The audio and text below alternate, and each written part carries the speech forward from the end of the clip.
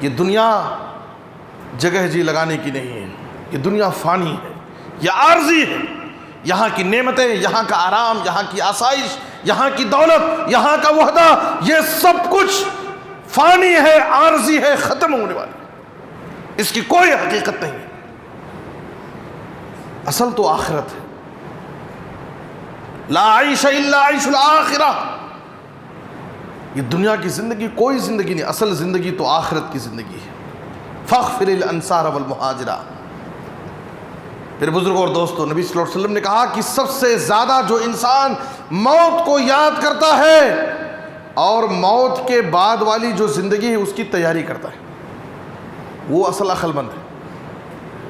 جس کی نظر موت پر ہو اور موت کے بعد والی جو زندگی، آخرت کی زندگی، اس پر اس کی نظر، وہ عقل مند ہے۔ آج ہمارا معاملہ کیا ہے؟ ہم قبرستان میں بھی رہتے ہیں، کسی کے جنازے میں بھی حاضر ہوتے ہیں، تدفین میں شریک ہوتے ہیں، وہاں پر بھی ہنسی مذاق کی باتیں۔ ایک آدمی قبرستان گیا ہے، کسی کی تدفین میں شریک ہے، فون پر گفتگو چل رہی ہے، ہنسی مذاق کی، ٹھٹھے کی باتیں ہو رہی۔ اتنا بھی احساس نہیں کہ ہم ایک ایسی جگہ ہیں، آج ہم قبر کے اوپر کھڑے ہیں، ایک وقت آئے گا کہ قبر کے اندر ہمیں بھی جانا ہے۔ آج ہم کسی دوسرے کو دفن کرنے یہاں پر آئے ہوئے ہیں، ایک وقت آئے گا کہ ہم کو لوگ دفن کرنے، ہم کو اس قبر کی اس تاریک کوٹھری میں ہماری تدفین کے بعد تنے تنہا ہم کو چھوڑ کر چلے جائیں۔ نصیحت پکڑنا ہے، نصیحت پکڑنا ہے اس قبر سے۔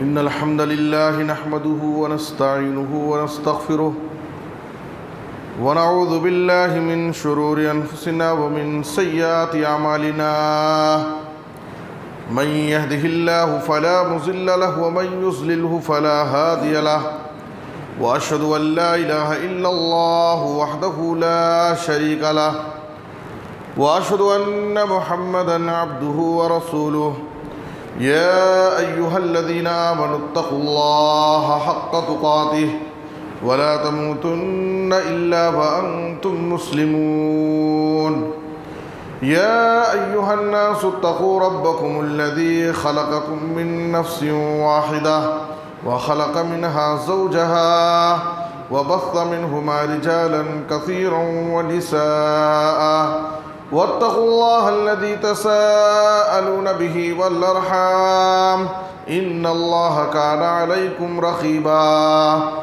يا أيها الذين آمنوا اتقوا الله وقولوا قولا سديدا يصلح لكم أعمالكم ويغفر لكم ذنوبكم ومن يطع الله ورسوله فقد فاز فوزا عظيما أما بعد فإن خير الحديث كتاب الله وأحسن الهدي هدي محمد صلى الله عليه وسلم وشر الأمور محدثاتها وكل محدثة بدعة وكل بدعة ضلالة وكل ضلالة في النار أعوذ بالله من الشيطان الرجيم بسم الله الرحمن الرحيم كل نفس ذائقة الموت وإنما توفون أجوركم يوم القيامة فمن زحزح عن النار وأدخل الجنة فقد فاز وما الحياة الدنيا إلا متاع الغرور سبحانك لا علم لنا إلا ما علمتنا إنك أنت العليم الحكيم رب اشرح لي صدري ويسر لي أمري واحلل عقدة من لساني يفقهوا قولي رب زدني علما۔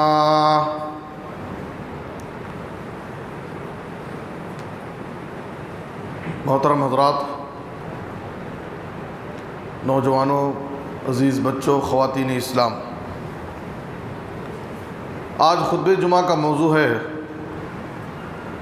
موت ایک بہترین واعظ اور عمدہ ناصح۔ موت ایک بہت بڑی نصیحت ہے سمجھنے والوں کے لیے، نصیحت حاصل کرنے والوں کے لیے 1000 تقریروں سے بڑھ کر اور 1000 تحریروں سے بھی بڑھ کر کسی ایک انسان کی موت سے نصیحت حاصل کرنا یہ آدمی کے لیے کافی ہے۔ عقل مند انسان وہ ہے جو دوسروں کی موت سے نصیحت حاصل کرے۔ آج کے خطبے میں آپ کے سامنے موت کی حقیقت کیا ہے اور موت کی فکر، موت کی تیاری، موت کے بعد کے جو مراحل ہیں،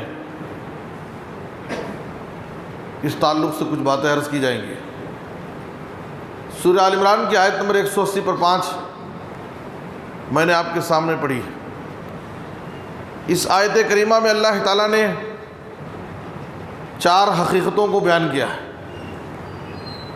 سب سے پہلے اللہ نے کہا کل نفس ذائقۃ الموت، موت کی حقیقت۔ ہر نفس کو، ہر جاندار کو موت کا مزہ چکھنا ہے، اس سے کسی کو مفر نہیں، کوئی بھی نہیں بچ سکتا۔ دوسری حقیقت جزا اور سزا کا تصور، وَإِنَّمَا تُوَفَّوْنَ أُجُورَكُمْ يَوْمَ الْقِيَامَةِ۔ انسان اس دنیا کی زندگی میں جو بھی عمل کرتا ہے اس کا پورا بدلہ اس کو آخرت میں ملے گا۔ ہمارا کوئی بھی عمل، ہماری کوئی بھی نیکی آخرت میں اللہ کے پاس ضائع ہونے والی نہیں۔ فَمَن يَعْمَلْ مِثْقَالَ ذَرَّةٍ خَيْرًا يَرَهُ وَمَن يَعْمَلْ مِثْقَالَ ذَرَّةٍ شَرًّا يَرَهُ۔ اگر ہم نے اپنی زندگی میں ذرہ برابر بھی کوئی نیکی کی ہے تو اسے بھی ہم دیکھیں گے، ذرہ برابر اگر ہم نے کوئی گناہ کا کام کیا ہے تو وہ بھی ہمارے سامنے پیش کیا جائے گا۔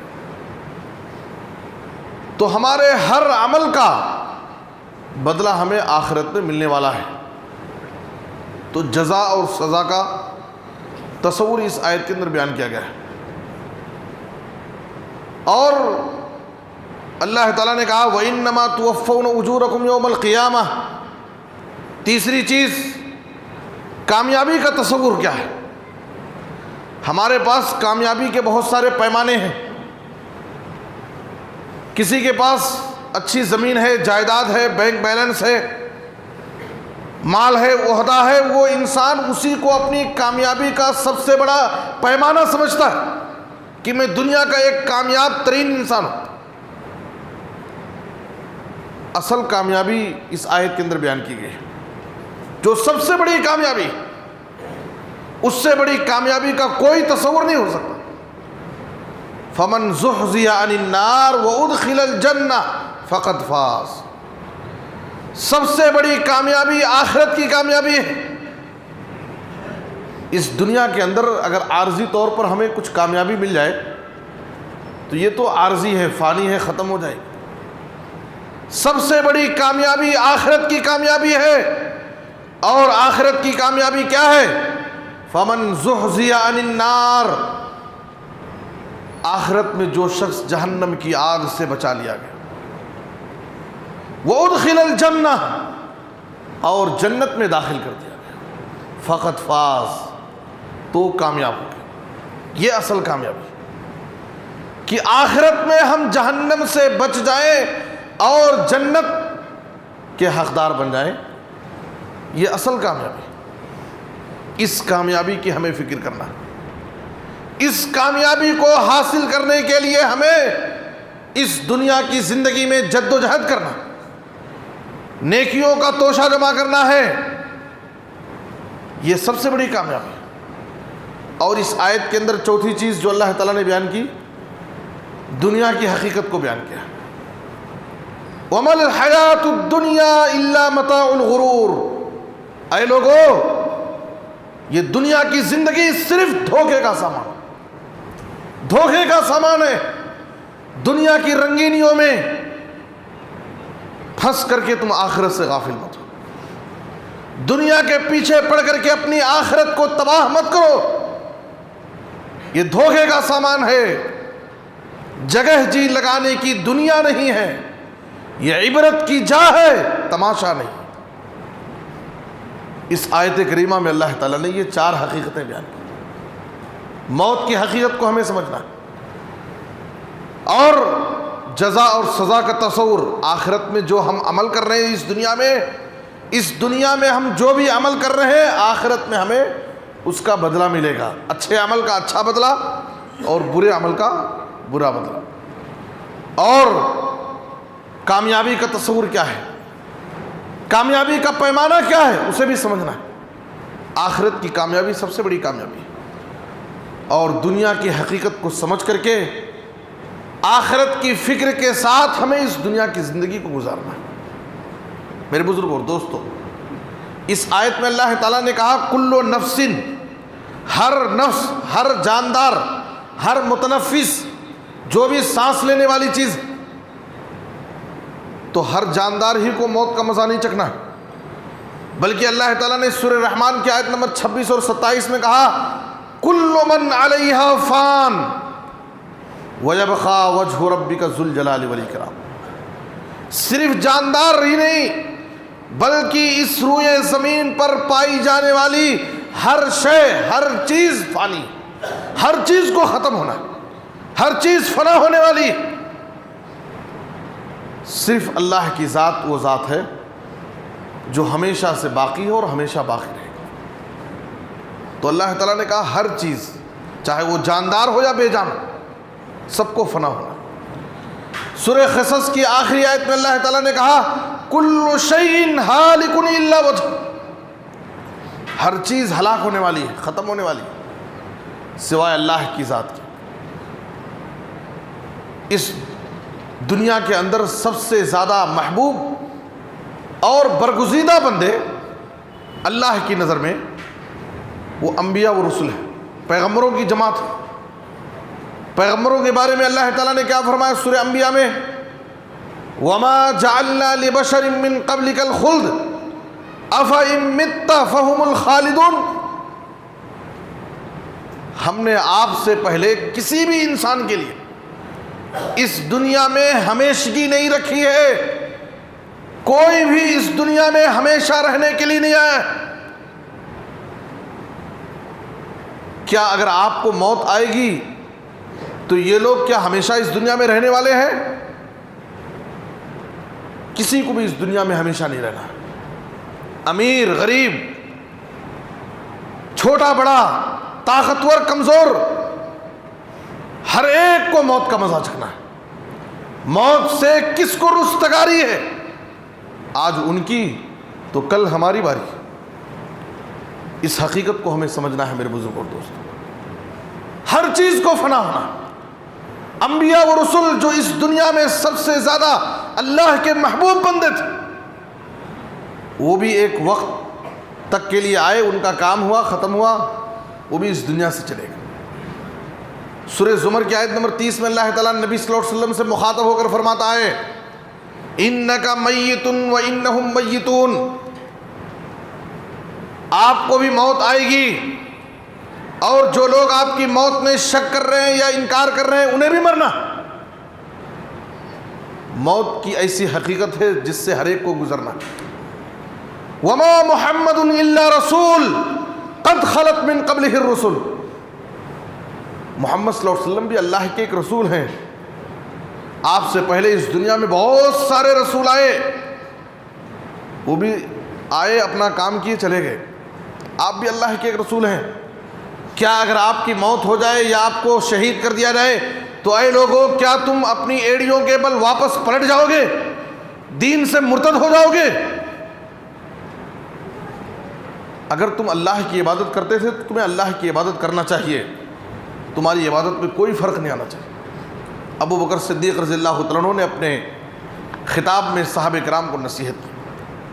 میرے بزرگوں اور دوستو، موت ایک ایسی حقیقت ہے، انسان اپنی زندگی میں موت سے بچنے کے لیے لاکھ کوششیں کرتا ہے، لاکھ تدبیریں اختیار کرتا ہے، لیکن جب اس کا وقت مقررہ آ جائے گا، موت آ کر کے رہی۔ ہماری کوئی بھی تدبیر، کوئی بھی کوشش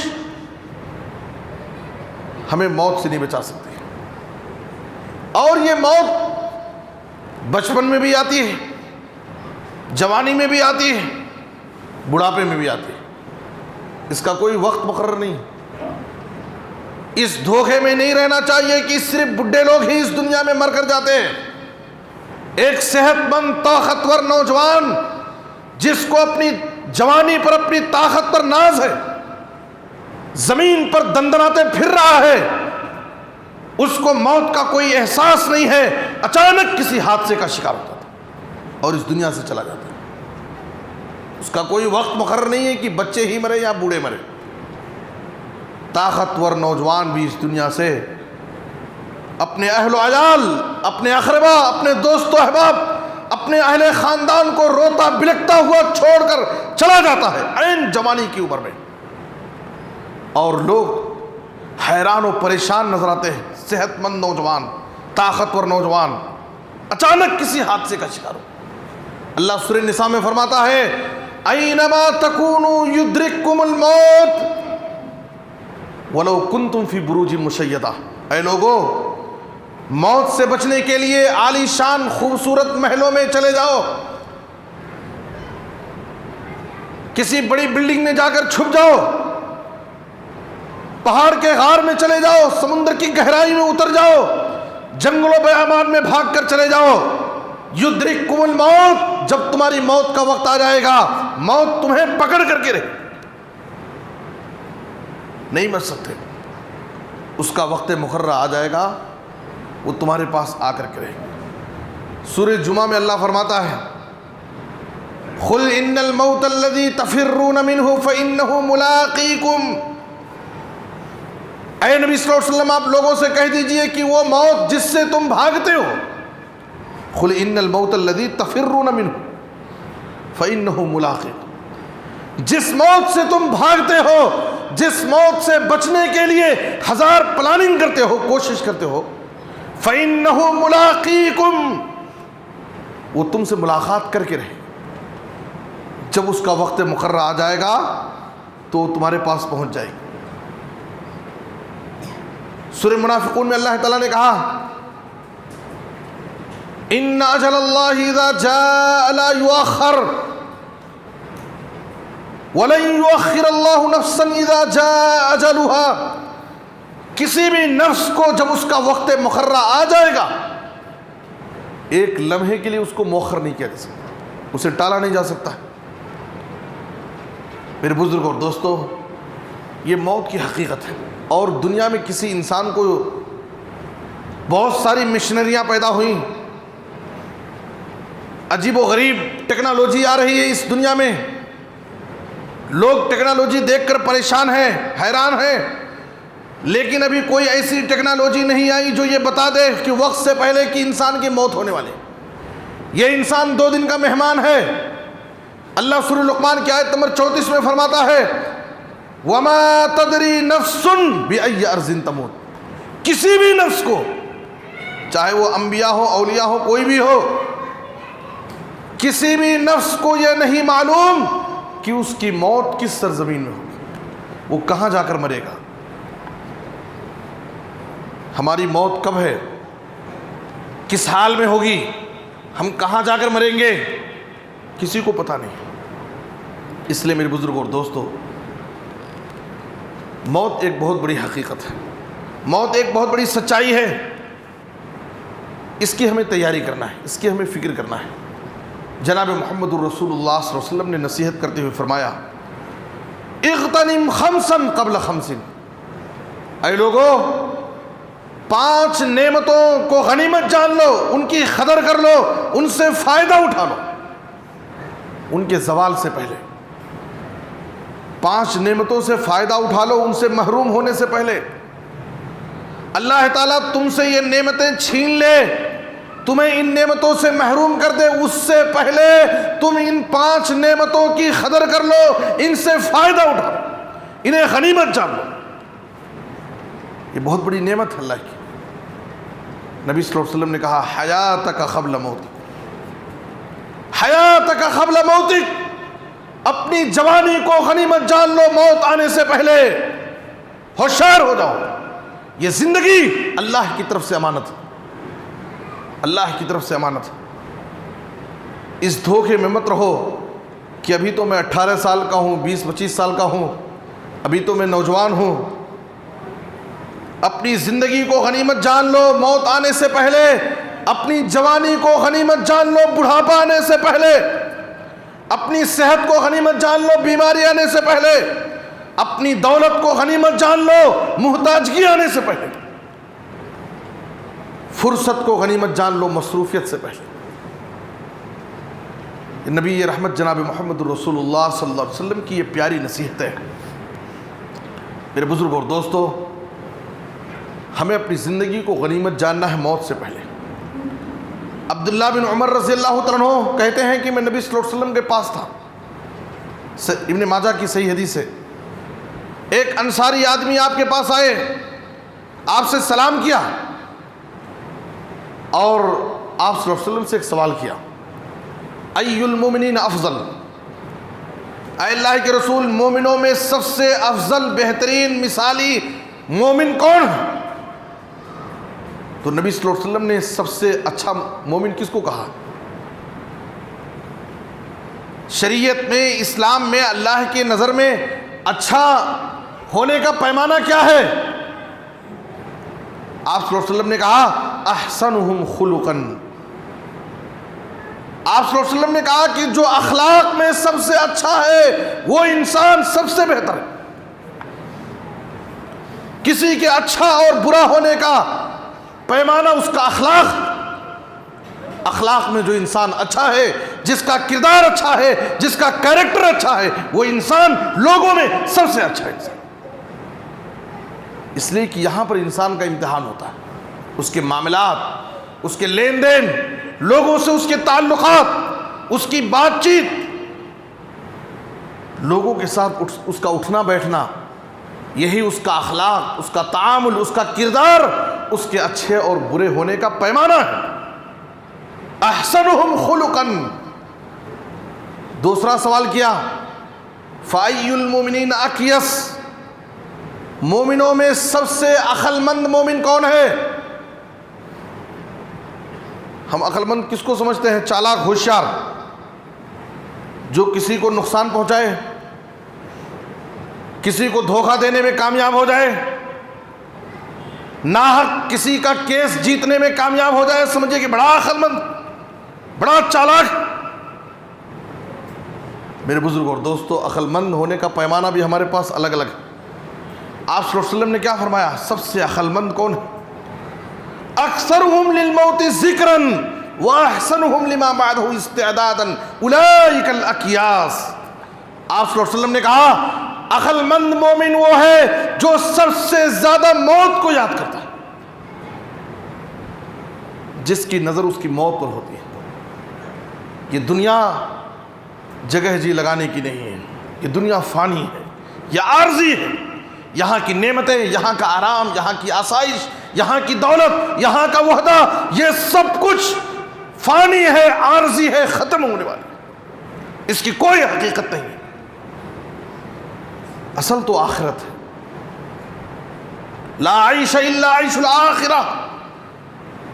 یہ دنیا کی زندگی کوئی زندگی نہیں، اصل زندگی تو آخرت کی زندگی ہے۔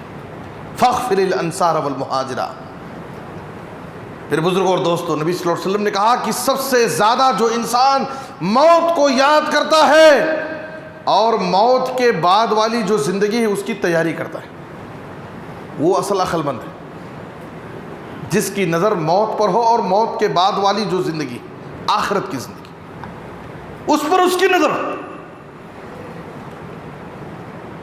وہ عقل مند ہے۔ آج ہمارا معاملہ کیا ہے؟ ہم قبرستان میں بھی رہتے ہیں، کسی کے جنازے میں بھی حاضر ہوتے ہیں، تدفین میں شریک ہوتے ہیں، وہاں پر بھی ہنسی مذاق کی باتیں۔ ایک آدمی قبرستان گیا ہے، کسی کی تدفین میں شریک ہے، فون پر گفتگو چل رہی ہے، ہنسی مذاق کی، ٹھٹھے کی باتیں ہو رہی۔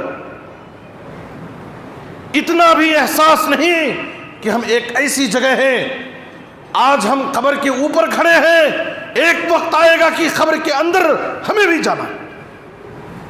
آج ہم کسی دوسرے کو دفن کرنے یہاں پر آئے ہوئے ہیں، ایک وقت آئے گا کہ ہم کو لوگ دفن کرنے ہم کو اس قبر کی اس تاریک کوٹھری میں ہماری تدفین کے بعد تنے تنہا ہم کو چھوڑ کر چلے جائیں۔ نصیحت پکڑنا ہے، نصیحت پکڑنا ہے اس قبر سے۔ اسی لیے آپ صلی اللہ علیہ وسلم نے کہا کہ صرف کسی کے جنازے اور تدفین میں نہیں بلکہ عام طور پر قبرستان جایا کرو، قبروں کی زیارت کرو۔ فَإِنَّهَا تُذَكِّرُ الْآخِرَةَ فَإِنَّهَا تُذَكِّرُ الْمَوْتِ، اس لیے کہ جب قبروں کی زیارت کرو گے، قبروں کے پاس جاؤ گے تو تمہیں آخرت کی یاد آئے گی، موت کی یاد آئے گی۔ قبروں کی زیارت کی جو دعا سکھائی گئی، آدمی قبرستان جائے تو وہاں پر دعا پڑھنا ہے، بہت ساری دعائیں ہیں اور مختلف الفاظ ہیں۔ صحیح مسلم کی ایک دعا میں نبی صلی اللہ علیہ وسلم نے کہا، السلام علیکم اہل الدیار من المؤمنین والمسلمین وَإِنَّا إِن شَاءَ اللَّهُ بِكُمْ لَلَاحِقُونَ أَسْأَلُ اللَّهَ لَنَا وَلَكُمُ الْعَافِيَةَ۔ قبرستان جانے والا یہ دعا پڑھ کر کے اندر جاتا ہے، وَإِنَّا إِن شَاءَ اللَّهُ بِكُمْ لَلَاحِقُونَ، اے لوگو آج تم ہم سے پہلے یہاں خبر میں پہنچ چکے ہو، انشاءاللہ بہت جلد ہم بھی تم سے ملنے والے ہیں۔ یہ خبر کی دعا میں ہمیں تعلیم دی جاتی ہے کہ ہم قبر کی اس تاریک کوٹھری کو یاد کریں، قبر کی اس زندگی کو یاد کریں اور اس کی فکر کریں، اس کی تیاری کریں۔ نبی صلی اللہ علیہ وسلم ایک جنازے میں تدفین میں شریک ہوئے، قبر کے کنارے بیٹھ کر آپ قبر کے عذاب کو سوچ کر زار و خطار رو رہے ہیں۔ وہاں کی زمین آپ کے آنسوؤں سے تر ہو گئی۔ آپ صلی اللہ علیہ وسلم نے صحابہ سے کہا، یا اخوانی لمثل هذا فاعدوا، اے میرے بھائیوں، اے میرے صحابہ، اس جیسی چیز، اس قبر کی جگہ آنے کی تم تیاری کرو۔ یہاں پر ہر ایک کو آنا ہے، اس کی فکر کرو، اس کی تیاری کرو۔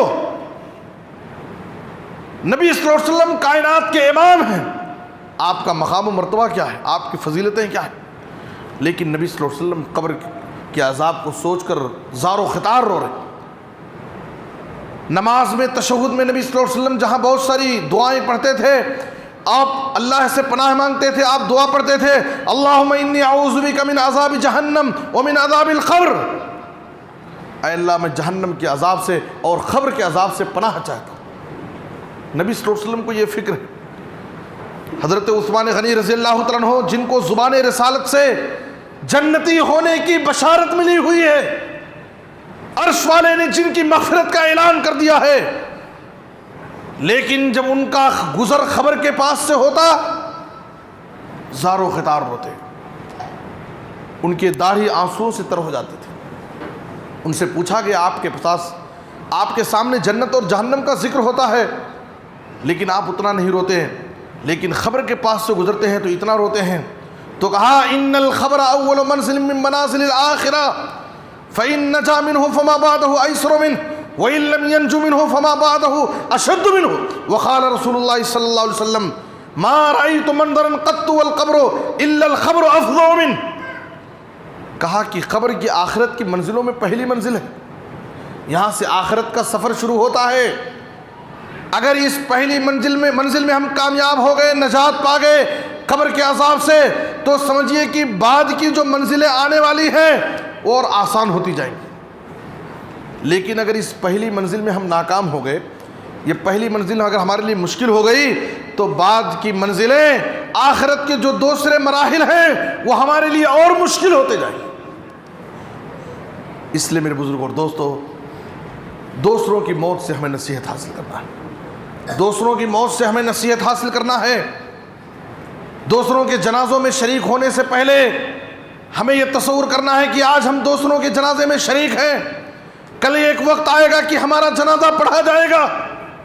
آج ہم دوسروں کے کفن دفن میں شریک ہیں، ایک وقت آئے گا کہ ہمارے کفن دفن کا انتظام ہوگا۔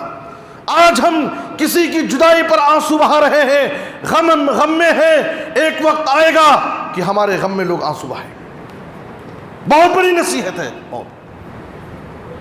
نصیحت پکڑے ہم، دوسروں کی موت سے ہمیں عبرت اور نصیحت حاصل کرنا ہے۔ میرے بزرگ اور دوستو، اور جوانی کی موت یہ اور بڑی نصیحت ہے۔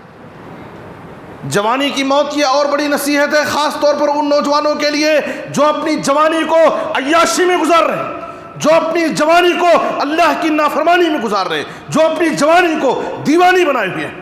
وہ یہ سمجھتے ہیں کہ ابھی تو جوانی ہے، انجوائے کرنے کا سمے ہے، جوانی سے فائدہ اٹھانے کا موقع ہے۔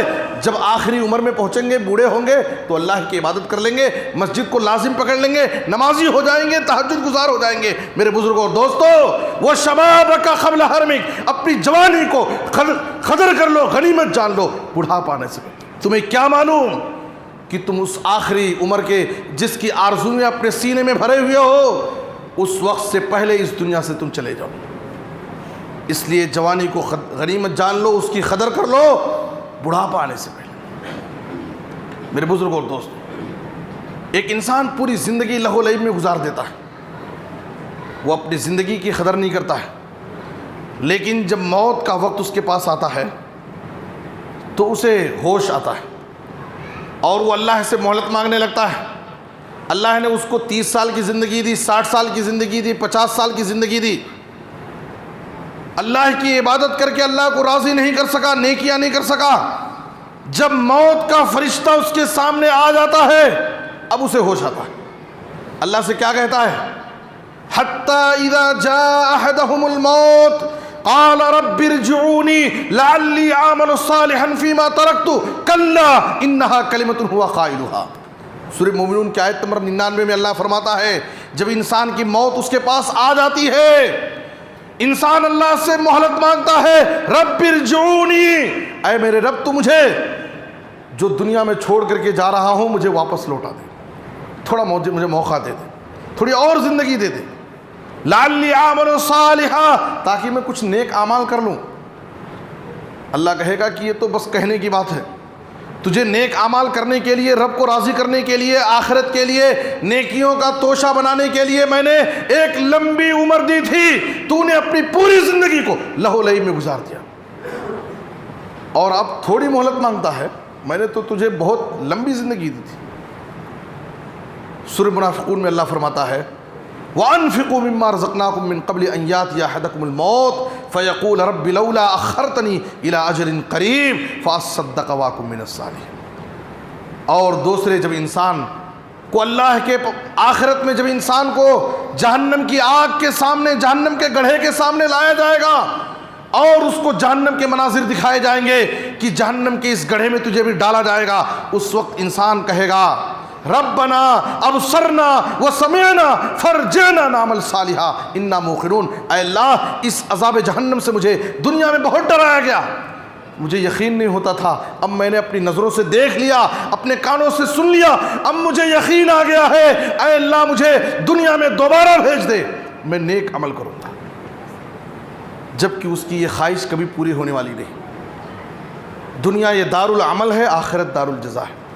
ایک آخری بات، جب انسان مر جاتا ہے وہ اپنے پیچھے اپنے چھوٹے چھوٹے معصوم بچوں کو چھوڑ کر جاتا ہے، وہ اپنے پیچھے اپنی بیوی کو چھوڑ کر کے جاتا ہے جو بیوہ ہو جاتی ہے۔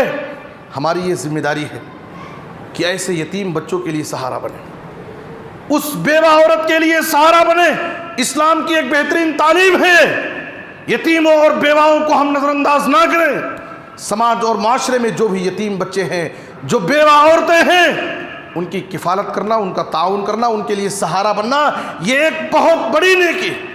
آپ صلی اللہ علیہ وسلم نے کہا، الساعی علی الارملۃ والمسکین کالمجاہد فی سبیل اللہ او کالذی یصوم النہار ویقوم اللیل۔ صحیح بخاری کی حدیث ہے، آپ صلی اللہ علیہ وسلم نے کہا کہ مسکینوں اور بیواؤں کے لیے دوڑ دھوپ کرنے والا، ان کے لیے محنت اور کوشش کرنے والا، ان کی مدد کرنے والا مجاہد فی سبیل اللہ کی طرح، جو اللہ کی راہ میں جہاد کرتا ہے، جو اجر و ثواب ملتا ہے وہ اجر و ثواب اللہ اس کو دیتا ہے۔ اور اس شخص کی طرح جو رات میں مسلسل پابندی کے ساتھ تہجد کی نماز پڑھتا ہے اور جو پابندی کے ساتھ نفل روزے رکھتا ہے، اس کا جو مقام ہوگا، اس کو جو اجر و ثواب ملے گا، اللہ اس شخص کو وہ ثواب دے گا جو غریبوں اور بیواؤں کے لیے محنت کرتا ہے اور ان کی مدد کرتا ہے۔ انا وکافل الیتیم فی الجنت ہاکذا، نبی صلی اللہ علیہ وسلم نے دونوں انگلیوں کو قریب کر کے دکھایا اور کہا کہ میں اور یتیم کی کفالت کرنے والے دونوں جنت میں ایسے ہی رہیں۔ تو یتیموں کے لیے ہم سہارا بنیں۔ ایک آدمی نبی صلی اللہ علیہ وسلم کی خدمت میں آیا اور کہا اللہ کے رسول میرا دل بڑا سخت ہو چکا ہے، بڑے بڑے حادثات میری نظروں سے دیکھتا ہوں لیکن میرے دل میں نرمی نہیں آتی، میرا دل بڑا سخت ہے، میں اپنے دل کی سختی کا علاج کرنا چاہتا ہوں، اپنے دل کو نرم بنانا چاہتا ہوں۔ نبی صلی اللہ علیہ وسلم نے کہا ان اردت ان یلین قلبک فاطعم المسکین وامسح راس الیتیم، کہا کہ اگر تو اپنے دل کی سختی کو ختم کرنا چاہتا ہے، اپنے دل کو نرم بنانا چاہتا ہے، تو کسی غریب اور مسکین کو کھانا کھلا، فاطعم المسکین، کسی غریب اور مسکین کو کھانا کھلاؤ، وامسح راس الیتیم، اور کسی یتیم کے سر پر پیار اور شفقت سے ہاتھ پھیرو۔ غریبوں اور یتیموں کے لیے سہارا بن جاؤ، غریبوں اور یتیموں کے درد کو اپنے دل میں محسوس کرو، تمہارے دل کی سختی ختم ہو جائے گی۔ اللہ سے دعا ہے کہ اللہ تعالیٰ ہمیں موت کی حقیقت کو سمجھنے کی توفیق عطا فرمائے۔ موت کی حقیقت کو سمجھ کر اللہ تعالیٰ موت کے بعد کی جو زندگی ہے، موت کے بعد کے جو مراحل ہے، ان کی فکر کرنے، ان کی تیاری کرنے کی اللہ ہم سب کو توفیق عطا فرمائے۔ مسجد سے متصل نوجوان محمد شاکر، جس کا کل حادثاتی طور پر انتقال ہو گیا اور سارے لوگ بے چین پریشان تھے، دعا فرمائیں کہ اللہ تعالیٰ اس نوجوان کی مغفرت فرمائے، اس نوجوان کی اللہ تعالیٰ بال بال مغفرت فرمائے، اور ان کے جو اہل و عیال ہیں اللہ ان کو صبر جمیل عطا فرمائے، صبر و ہمت عطا فرمائے، اور ان کو اجر جزیل سے نوازے۔ نبی صلی اللہ علیہ وسلم نے کہا کہ کوئی بھی مسلمان بندہ اگر اسے کوئی مصیبت پہنچتی ہے اور وہ یہ دعا پڑھے، صحیح مسلم کی حدیث، انا للہ و انا الیہ راجعون اللہم اجرنی فی مصیبتی واخلف لی خیرا منہا، تو نبی صلی اللہ علیہ وسلم نے کہا کہ اللہ اس کے لیے اس سے بہتر انتظام کر دے گا۔ سلمہ رضی اللہ تعالیٰ عنہ کہتی ہیں کہ جب ان کے شوہر ابو سلمہ کا انتقال ہو گیا اور سلمہ بیوہ ہو گئیں، تو نبی صلی اللہ علیہ وسلم نے ان کو یہ دعا سکھائی۔ انہوں نے کہا اللہ کے رسول میرے شوہر ابو سلمہ بہت بہتر تھے، ان سے بہتر شوہر کہاں سے آئے گا میرے لیے؟ نبی صلی اللہ علیہ وسلم نے کہا کہ دعا پڑھو، اللہ بہتر کا انتظام کرنے پر قادر ہے۔ وہ کہتی ہیں کہ میں نے اس دعا کو پڑھا، اس دعا کا اہتمام کیا، اللہ تعالیٰ نے میرے لیے نبی صلی اللہ علیہ وسلم کا انتظام کر دیا اور میں آپ کی زوجیت میں آ گئی۔ تو میرے بزرگ اور دوستو، دعا فرمائیں کہ اللہ تعالیٰ ان کی مغفرت فرمائے، ان کی نیکیوں کو قبول فرمائے، اور جو ان کے خطائیں ہیں، بشری لغزشیں ہیں، اللہ ان کو معاف فرمائے۔ اللہ تعالیٰ ہم سب کو اللہ تعالیٰ ہر قسم کے حادثات سے، آفتوں سے، بلاؤں سے، بیماریوں سے اللہ ہم سب کی حفاظت فرمائے، کتاب و سنت پر عمل کرنے کی توفیق دے، خاتمہ ہو تو خاتمہ بالخیر، کلمہ توحید اور وفات دے، آمین تقبل یا رب العالمین۔ وصلی اللہ علی نبینا محمد وآلہ وصحبہ اجمعین۔ بارک اللہ لنا ولکم فی القرآن العظیم ونفعنی وإیاکم بالآیات والذکر الحکیم، انہ تعالی جواد کریم ملک بر رؤوف الرحیم۔